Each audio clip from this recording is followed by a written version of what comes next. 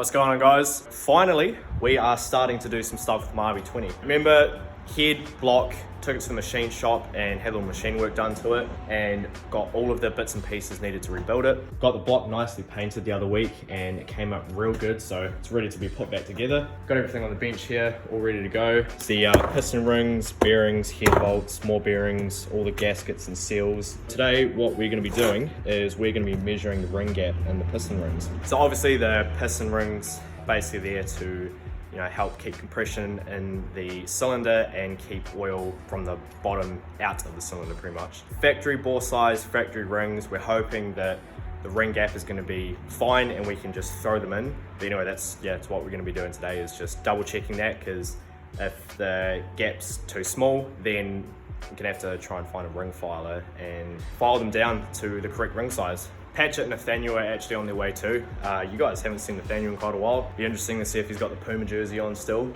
but they're coming to grab Nathaniel's stuff. So Nathaniel's motor is still sitting back there. He's got a gearbox under there, and I'm pretty sure there's like a bumper, possibly an exhaust up there too. Can't remember. Nathaniel's coming to pick that stuff up because we actually have a new workshop. Me and Tobin were sort of humming and hawing about what we wanted to do, because the lease on this place ran out in December and the landlord pretty much wanted us to sign for another year. And looking at it realistically, me and Tobin both already have like more than one car, and realistically, this place is too small for us. We could definitely manage probably the next 6 months, but having to be in here for a whole year, it just doesn't make too much sense to sign a lease for that long. So we looked around and we've found a place that is pretty cool. It's not too far from here. It's a little bit closer to my work, and it's almost double the space of this. So this workshop is 60 square meters, as where this new one that we're getting is 104 square meters. So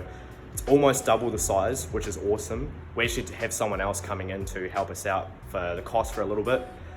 He's got a pretty cool S14 that he's putting I think it's like an SR22 in it, so that car's gonna be pretty insane, and probably end up bringing some content with that. The main reason for me wanting to get a bigger shop is investing in myself, investing in my future, investing in the channel. I need more space so I can have more than one car on the go. With the Silvia almost done, ideally I want to start working on that other Saphiro shell that I have, so I can have that sort of in the back of the workshop and tinker away with it while still being able to keep my Silvia in the workshop. Because currently here, if I wanted to be working on the Saphiro, obviously I'd have the Seth there, Tobin's car would be here, and that would leave no spot for the Silvia to go. So lads, having a good time there? Yeah, mate. Oh, having a whale of a time.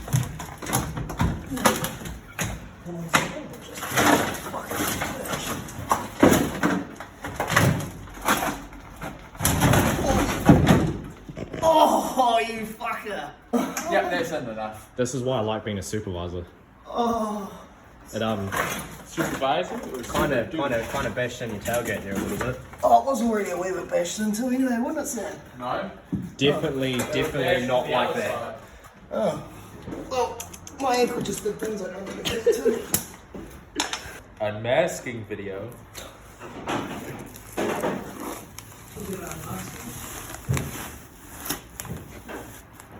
Except when I unmask them, they're actually Thai lady boys.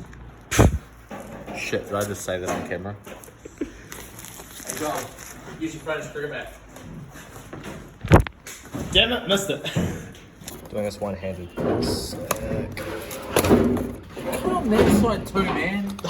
How am I supposed to do it one-handed? Piston rings. Piston ring. I like that, it's labelled. So we got the second rings, the first rings, and third ones. Gang gang, my G. Oh, nah, I'm just trying to work out how my brain works. So I'm just working out if I'm doing it in millimeters or inches. So top one's millimeters, 0.018, 0.018 of an inch, 0.457 of a millimeter. Just making sure we get the right ring gap.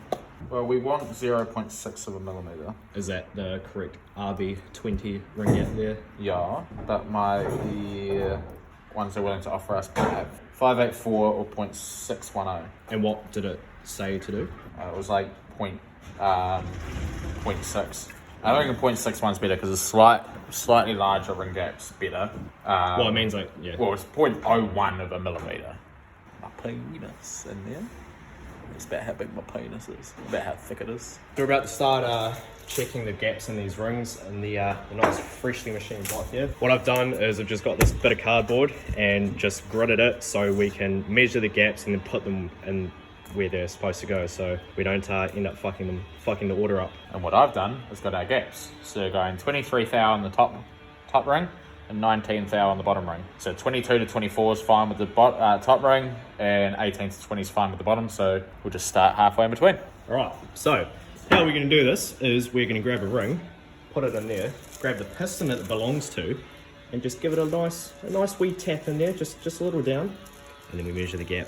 I don't even think we need to stick them in the piston. Well, no, you do, because you don't stick them in the piston. You put them in the bore. Oh, and then you use the piston and tap them flat. Yeah. Can't crack up. I haven't even taken the fucking. Oh well, just push it down as far as that first ring. It's a good idea, isn't it? It means we get them all evenly in the bore. Tap! Right, so that one's flat. Right, so that's the second ring. So we want to go and see if we've got 19 thou on there. Fuck, that's actually quite tight. Is that a 19? I can get the 19 in there, but it says it's squeeze. Yeah, so I am going to have to get a filer. Right, let's just see where we go. Because if we can get the 18 thou in there. I don't know if that's straight. I can imagine the day where it's not straight. I'm not straight. What's wrong with that? Everything. Go for the 18 thou. The 18 thou goes in there, but yeah. Yeah, no, that needs to be gapped. Well, you should have a bit of tightness on there, but the 18 thou, I'm not really pushing it in there. Like, it's going in there, but I can see it's like grabbing it when you go to pull it out though. yeah, but it's not really grabbing it. Try it yourself. Which one is it supposed to be? The 19? Well, it's anywhere from 18 to 20, and that's the 18. Yeah, see that? Yeah, that 19 is pretty tight. Okay. Go back to mine, grab the honer, let's just hone the block out some more. Use the tools we have, not the tools we don't. Because what's the downside if they're too tight? If it gets too hot, don't they touch, and that's when catastrophic shit happens? Look up a video, I think it's under Engine Masters, and they stick nitrous in a stock 305. Yeah. They do like this, it's a bone stock 305, but it's got a cam, so stock ring, stock piston, like unopened block. Yeah. And they do like a stock run, and then a 50 shot on NOS, and then a 200 shot on NOS, and 300 shot on NOS, and you can see where the piston ring closes, and just shatters the piston. Yeah. Alright, so that is probably going to need gapping. May as well. May as well just build this properly instead of just risking it. Even if nothing was to happen, I'd rather wait a few days, get Jeremy's got one. Yeah, he just has to go back to work and get it. He doesn't go back to work till next week. Yeah, you're only taking 1,000th of an inch off. Yeah. Alright, put that back in number 2. No, what this? Oh yeah. So this is what we do here. So that was for piston 1, ring number 2. Look at that. You're lame. So yeah, just easier to keep them segregated and. Wow. So they go back to where they're supposed to go. Segregated. You've just been cancelled. Fucking hell. Leave segregation in the 60s, mate. Nah, what are you doing? Oh, is that the top one? No, it's fucking... Put it in the board that's going in. I'm just gonna fucking fuck your whole life up. That's what I'm here for, mate. I'm not here to help you. I'm here to fuck your life up. Do it properly, patch it. If I can't have an RB20, no one can. Well, you can. I want another RB20. Yeah, I'm probably still like an hour away from home. Just gapping piston rings. Yeah. Do you want to add a few more yips in there? Yeah, mate. Good, mate. Solid, mate. It was Corey. Not true. He was meant to come around and pick up. He actually messaged me today. He's like, "You done your fucking ring gaps yet?" Nah, mate. Been too lazy. Yeah, he just said then. He's like, "Oh, you should have said I would have come down." It's like, no. Alright, so we've done all the other ones, and yeah, they all need to be done. So, just for shits and giggles, we'll do the last one as well. It's gonna need to be gapped. Like. I love that, eh? Yeah, all of these rings need to be gapped like every Honda. Hey, what do you fucking know? It won't go in. Alright, cool. Every single ring that we could possibly need to gap needs to be gapped. We might be doing these at a slightly looser gap than the factory are, but that's in part to, if he wants to wind up the wick further down the track, Which I am. which he is going to, it's going to leave that allowance for it. So even if people are sitting here thinking, fuck, that's a little bit looser than a factory tolerance should be, there is reasoning behind it. Yeah, so my goal with this right now is to make like 260, 270, but down the track I do want to do new hot side, ARP head studs, E50, and try to get around 350 out of it. Possibly 400, like maybe further down the track, but like Patrick said, just do the ring gaps a little bit bigger now. So we're basically gapping it to the same as what my RB30 is. I guess so. Yes, we are. Yes, that's what we're doing. I did the numbers. Sweet. 1, 2, 3, numbers. We're gonna do collabs. No, we're going to do co-crabs. Fuck, you're cooked. Oh, it's never a dull moment with Patchett, is it? Nope. He always brings entertainment, that's for sure. Oh, where's your Puma hoodie, by the way? It's in the wash. Probably in the wash. It was getting too crusty and needed to like flex it up a bit. Oh, so it's your first wash in like what, a year and a half? Oh, come on, don't be like that. It's only 16 months, come on. Cut the man some I do have more hoodies. It's just coincidence that when you are filming, I happen to be wearing. No, it's just the Coincidence. It's coincidence it's the only one lying on the floor when you can't be fuck looking in drawers. That too, yeah. A couple of my other hoodies are used for work as well, so I don't wear them out because they're usually sitting around in my work clothes. I think we should get Puma hoodies. Nah, I'd rather get Puma pants. The shitty dad jokes have not left. I don't think they ever will with him. Yeah, probably not. Probably not, to be fair. I'm just putting oil on things so that doesn't rust. Just watch out for that. You should have like scotched that back and used proper stuff before you painted it. CRC leaves an oily residue. Okay, Mark. Thank you. Thank you for that, Mark. Thank you for that, Connell. Oh, hey Connell, how's it going? Fuckwood. So you're just going elbow deep in all the holes? Yeah, so this probably doesn't have to be done, but just giving it a little coat of oil so it doesn't rust. Wasn't so bad before because it had the tape over it. In case there's any moisture in the air, just keeps it nice and fresh. So I just went and spoke to Jeremy, and he's going to let me use his piston ring file, which is cool. But like I said, he doesn't go back to work until Monday next week.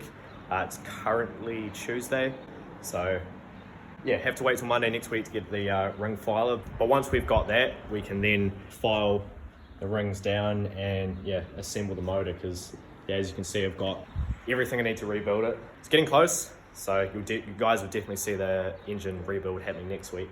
Patch and Nathaniel had to run because Patch had to get home to his wife and kids, so here all alone now. But what I'm gonna do now is probably test fit my rear parcel tray firewall type thing. So if we come to the 14, you can see along the back here, there is a big gaping hole in the back because obviously there's no seats and stuff there. And we need to block all that off because I'm going to have my surge tank and stuff back there. And you have to have a firewall between any fuel related stuff and the inside of the cabin. For obvious reasons, you know, you get fuel vapors and stuff that sort of like build up, and all it takes is one little spark for that shit to ignite, and you're not having a very good day if that happens. A. James Dudley. Alright, so let's give this thing.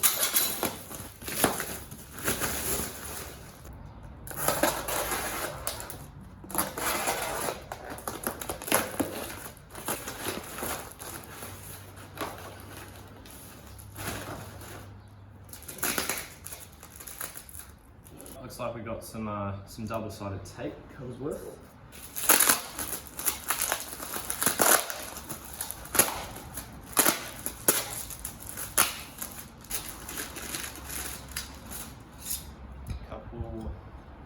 Couple plates here, right and left, so they're labelled. Nice and good.